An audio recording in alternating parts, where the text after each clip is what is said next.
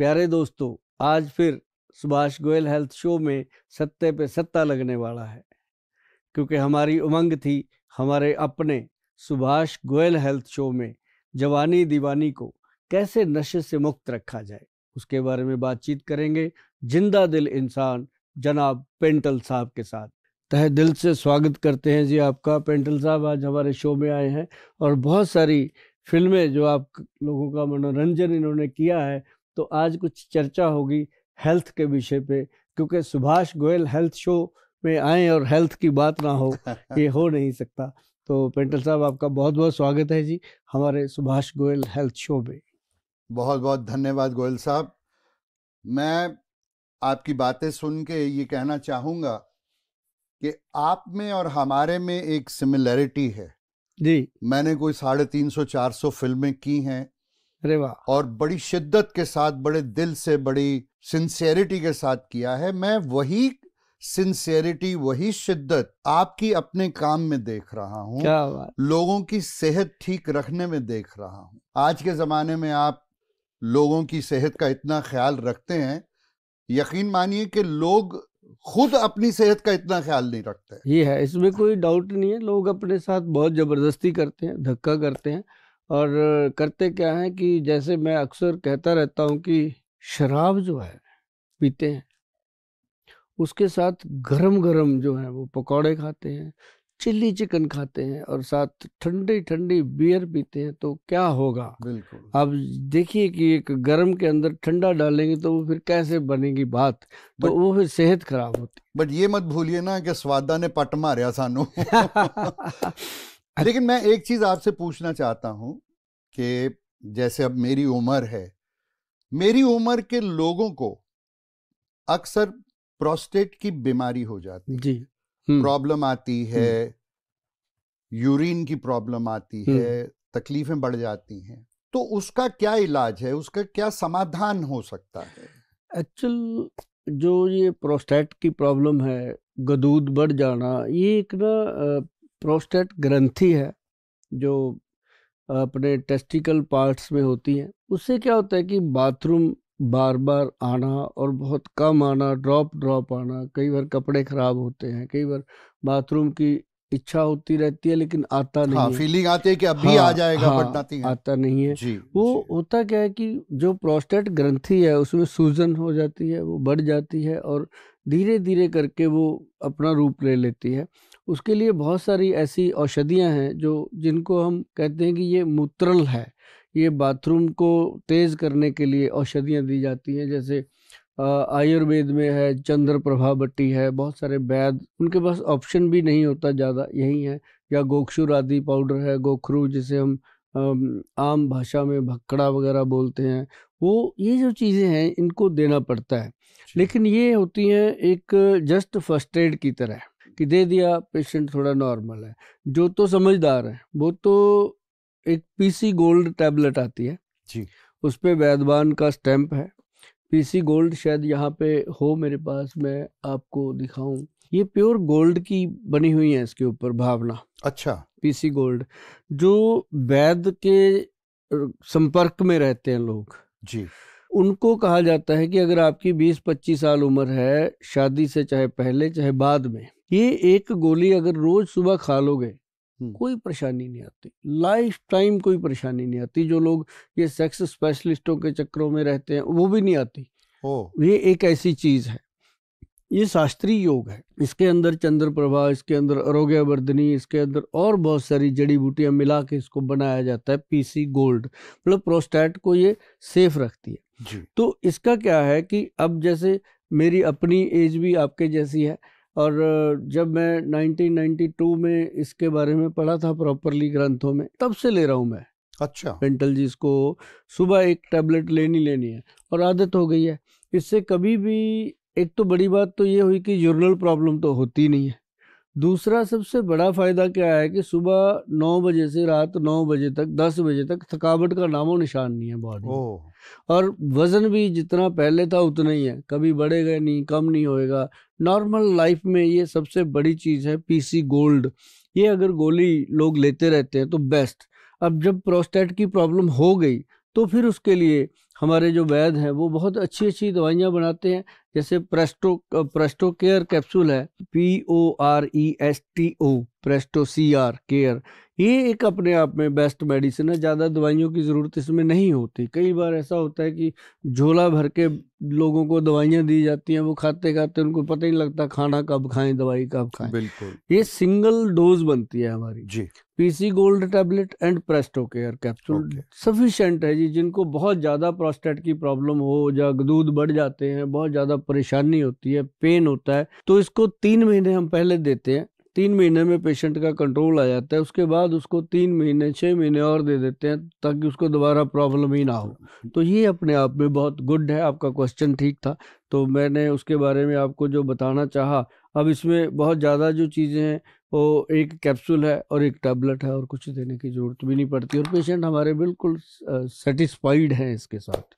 पर गोयल साहब, ये जो प्रॉब्लम है प्रोस्टेट की, क्या ये डायबिटीज के साथ जुड़ी हुई है? मतलब जिस शख्स को डायबिटीज हो उन्हें ज्यादा आसानी से और जल्दी ये प्रोस्टेट की बीमारी लग सकती है? एक्चुअली जो डायबिटीज है वो क्या करती है, इंसान की बॉडी का इम्यून सिस्टम वीक हो जाता है। ओके। तो जब इम्यून वीक होता है तो उसको प्रोस्टेट तो क्या और बहुत सारी बीमारियां लगती हैं। जैसे आंखें कमजोर हो गई, दांत टूटने शुरू हो गए, हार्ट कमजोर हो गया, ब्रेन वीक हो गया, इंसान घर में चीजें ढूंढता रहता है, भूल जाता है जी। तो ऐसे करके बॉडी पूरी वीक होती है। और उसका जो सेक्सुअल सिस्टम है, जो उसके ऑर्गन्स हैं, प्राइवेट ऑर्गन्स हैं, वो भी वीक हो जाते हैं। उसको ये लगता है कि अब कुछ भी नहीं बचा जिंदगी में। तो इसके साथ साथ ये प्रोस्टेट हो गया, यूरिक एसिड हो गया, कोलेस्ट्रॉल लेवल हो गया, ये सारी चीजें रिलेटेड है डायबिटीज के, और थायराइड भी इसी में रिलेटेड है। तो ये एक, हम कई बार कहते होते हैं कि ये डायबिटीज के रिश्तेदार हैं। जब इंसान को डायबिटीज होती है ये मिलने आते हैं, दहेज में ये सारा दहेज लेके आते हैं। तो इन चीज़ों का केयर करना बहुत ज़रूरी है। उसके लिए ना पेंटल साहब, मैं आपको बताऊं, हमारे जो वैद्य हैं वो बहुत इस मामले में बहुत केयरफुल हैं। क्योंकि हमारे पास जितना भी पेशेंट आता है वो इसके बारे में पढ़ के आता है पूरा, कि वैद्यवान क्या है, वैद्यवान के वैद्य क्या हैं, उसके देने वाली दवाइयाँ क्या हैं, और एजुकेटेड सारे। और उसमें क्या होता है कि अब जैसे हम डाइबगज केसरी पाउडर देते हैं, एक हम डायबिटीज कंट्रोल पाउडर देते हैं, एक हम उसमें देते हैं beta cell action. Beta cell जो है वो पैंक्रियाज के बीटा सेल वीक होते हैं तो वो वहाँ पे काम करता है। तो धीरे धीरे करके जो पेशेंट है उसकी, ये मान लो पेंटल जी की 3 महीने में, हार्डली 6 महीने में, उसकी जो पहले इतनी सारी दवाइयाँ खाता है झोला भर के, वो छूट जाती हैं। फिर अब बारी आती है हमारी दवाइयाँ छूटने की। फिर हम पहले जैसे डाइबगज केसरी पाउडर बंद करते हैं, डाइब कंट्रोल चलता रहता है। फिर हम उसको काले जामुन से बने हुए, काले जामुन की गोंद से बने हुए कैप्सूल देते हैं ताकि उसकी बॉडी में एनर्जी बनी रहे। तो फिर वो धीरे धीरे चीज़ें बंद होती हैं। आखिर पेशेंट हमारा बीटा सेल एक्शन जो कैप्सूल है वो एक कैप्सूल पे आ जाता है। ये सारी चीज़ें हैं। जैसे ये डाइबगज केसरी का पाउडर का बॉक्स है, और इसके साथ ही ये डायबिटीज़ कंट्रोल पाउडर है, और दूसरा इसके साथ ये बीटा सेल जो है, और साथ में PC गोल्ड तो हम देते ही देते हैं जी, क्योंकि प्रोस्टेट की प्रॉब्लम ना आए। और जिसको आई होती है उसको तो साथ में मेडिसिन सारी चलानी पड़ती हैं। अदरवाइज बीटा सेल जो है हमारा डिसेंट ये डायबिटीज़ का ट्रीटमेंट हो जाता है। और साथ साथ बहुत सारी चीज़ें हैं पेंटल जी इसके साथ जुड़ी हुई। जो डायबिटिक पेशेंट है उसकी बॉडी में सेक्स वीक होता है, ब्रेन वीक होता है, और उसका लीवर, सारी चीज़ें कमज़ोर होती है। तो उसके लिए बहुत गुड चीज़ें हम प्रोवाइड करते हैं। जैसे नंबर 1 उनको हम कहते हैं कि व्हीट ग्रास लीजिए। अब बीट ग्रास कहाँ से मिले? बहुत सारे पार्कों के बाहर भी आजकल वो रेडी लगा के खड़े होते हैं, वो बनाते हैं। खैर वो भी बहुत ईमानदारी से बनाते हैं, वो भी देते हैं, वो लोगों को मिलता है। लेकिन हर कोई वहाँ जाते नहीं। अब सैर करने 2% लोग जाते हैं। बिल्कुल बिल्कुल। अब अगर किसी सेक्टर में, हमारे चंडीगढ़ में 2 लाख पर्सन की आबादी है तो 4000 आदमी मुश्किल से सैर करता है, बाकी कोई जाता ही नहीं है, टाइम ही नहीं है। तो ऐसे लोग जो हैं उनके लिए हम देते हैं ये व्हीट ग्रास का पाउडर, जो ऑर्गेनिक है ये वाला। और ये 1 चम्मच सुबह सुबह हम उनको बोलते हैं कि नॉर्मल गुनगुने पानी में डालकर घोल करके आप सिप करिए, पीजिए, तो इससे उनको एनर्जी और ताकत मिलती है। तो इसलिए हमारा जो डायबिटिक पेशेंट हमारे पास आता है उसको हम पूरी पैर से लेकर सिर तक हर चीज़ प्रोवाइड करते हैं ताकि वो 3 से 6 महीने में अपनी बीमारी से बाहर आए और उसके बाद वो प्रिकॉशनली ठीक रहते हैं, एक अच्छी जिंदगी बिताए। हाँ, अच्छी पर गोयल साहब, एक और पर्सनल एक मेरा सवाल है आपसे कि डोंट यू थिंक अगर हम अपना लिविंग स्टाइल भी थोड़ा बदलें, हाँ, थोड़ा एक्सरसाइज, थोड़ा कुछ हेल्दी खाना, कम खाना, इन चीजों का ख्याल रखें तो उससे भी फर्क पड़ सकता है ना? बहुत फर्क पड़ता है। अब जैसे डायबिटिक पेशेंट है, कोई भी है, जैसे कोई मोटापे का शिकार है, उसका हेल्दी चीजें खाने को मन रहता है, तो बॉडी वो चीजें मांगती है, तभी तो फैल रही है ना। उसका फैट मांगती है बॉडी खाने को, वो चावल भी खाएगा उसका मन करेगा, आलू भी खाएगा उसका मन करेगा, और डॉक्टर या वैद्य उसको बंद करते हैं। और अपनी टेंडेंसी है हर ह्यूमन बीइंग की, जिस चीज को हम मना करेंगे वो ज्यादा वो करेंगे। अगर उसको बोल दो ना बेटा ये तार में करंट है, इसकी उंगली मत लगाना, जरूर लगा के देखेगा कि है भी है कि ऐसे ही बोल रहा है। तो ऐसे कई बार जो डॉक्टर बंद करते हैं वो ज्यादा दिल करता है। तो इसमें अगर डायबिटीज में, या मैं आपको बता दूं, सिंपल काम कीजिए। सुबह सुबह आप 1 प्लेट सैलड खाइए। सबसे पहला भोजन जो आपका हो वो सैलड होना चाहिए। सेकंड भोजन 15-20 मिनट के बाद फ्रूट होना चाहिए। थर्ड भोजन जो आप जिंदगी में करते हो दिनचर्या, वो होना चाहिए 1 घंटे के बाद। फिर आप दिन में जैसे खाना खाते हो तो बहुत सिंपल होना चाहिए, जैसे माँ, राजमा, आलू, चावल, अरबी, भिंडी, सफ़ेद चना, ये 7-8 चीज़ें तो बिल्कुल मना, अच्छा, बंद कर देनी चाहिए। और जैसे कई लोग कहेंगे फिर खाएं क्या, मैंने कहा भी मैंने तो 7 बंद करी हैं, 56 भोग हैं, कुछ भी कुछ भी खाइए। तो मतलब ये जो चीज़ है, अब जैसे तरकारी वाली हरी सब्जियां खाइए, और धनिए की, पुदीने की, लहसुन की चटनी खत्म ना होने दीजिए अपनी रसोई घर में। तो चटनी जो है वो ऐसे चटनी नहीं होती कि चटकारे लेने के लिए है, वो आपके थायराइड ग्लैंड को ठीक करती है, वो आपके पाचन तंत्र को ठीक करती है। और ऐसे ही थोड़ी अपने बुजुर्ग बना के गए थे, मेथी कलौंजी के अचार बना गए वो। बिल्कुल कि मेथी और कलौंजी अगर आप लोग भिगो के रात को 2 चुटकी मेथी और 2 चुटकी सिर्फ कलौंजी की पानी में डाल दीजिए। 1 कटोरी पानी लीजिए, कटोरी कांच की होनी चाहिए, ये ध्यान रहे। तो वो सुबह पानी पी लीजिए और वो चबा चबा के खा लीजिए। और ज़्यादा आपको तंदुरुस्ती चाहिए, आप कहते हो वैद्य जी कोई ऐसा एनर्जी टॉनिक दे दो कि शुगर से कमजोरी ना आए, तो देखो भाई हमारे पास तो दवाइयाँ ही होंगी, वैद्य के पास वो दवाई खिलाएगा। लेकिन हमारी दवाइयों में भी सफ़ेद मूसली है, सालब पंजा है, सालब मिश्री है, अश्वगंध है, शतावर है, गोखरू है, और ऐसी अनेक चीज़ें, शिलाजीत वगैरह सब पाई हुई है, सोने की भस्म डाली हुई है। तो वो चीज़ जो है वो चीज़ करेगी कि आपकी अगर मैरिड लाइफ डिस्टर्ब है तो उसको ठीक कर देगी, है ना। अगर आपको प्रॉपर एनर्जी चाहिए, रोज़ की रोज़ चाहिए, तो 1 अखरोट, 5 बादाम, 5 किशमिश, और उसमें 2 पीस अंजीर के रात को पानी में डाल दीजिए, सुबह पानी फेंक दीजिए, ये ड्राई फ्रूट खा लीजिए, बादाम छिलका उतार के खाना। और आप 15-20 दिन क्या 1 महीने के बाद कहोगे कि वाकई शरीर के अंदर जान आ रही है। क्योंकि डायबिटिक पेशेंट कहता है कि किशमिश तो मीठी होती है, अंजीर मीठी होती है, ये वो मीठा नहीं है जो डायबिटिक पेशेंट को नुकसान करे। लेकिन आजकल जो मेरे दोस्त यारों में भी एक बड़ी कॉमन प्रॉब्लम आ रही है, और वो है यूरिक एसिड का बढ़ना। बिल्कुल। उसके बारे में आपका क्या ख्याल है? कैसे उसको कंट्रोल कर सकते हैं, उसकी केयर कैसे कर सकते हैं कि उससे आपका यूरिक एसिड ना बढ़े? यूरिक एसिड जो है ना जी, ये एक बॉडी का बहुत महत्वपूर्ण एक प्रॉब्लम है, जिसमें कह लो कि किसी भी उम्र में हो जाता है। पहले तो पता ही नहीं चलता। महत्वपूर्ण मैंने क्यों बोला कि इसका पता ही नहीं चलता। आदमी की कभी गांठों में दर्द हो रहा है, कभी पैरों के नीचे, सुबह बेड से नीचे पैर रखने को मन ही नहीं करता उसका, इतने दर्द करते हैं। फिर वो जब चलता फिरता है, धीरे धीरे उसका शरीर चलने लगता है, 15-20 मिनट में भूल जाता है कि कोई प्रॉब्लम थी।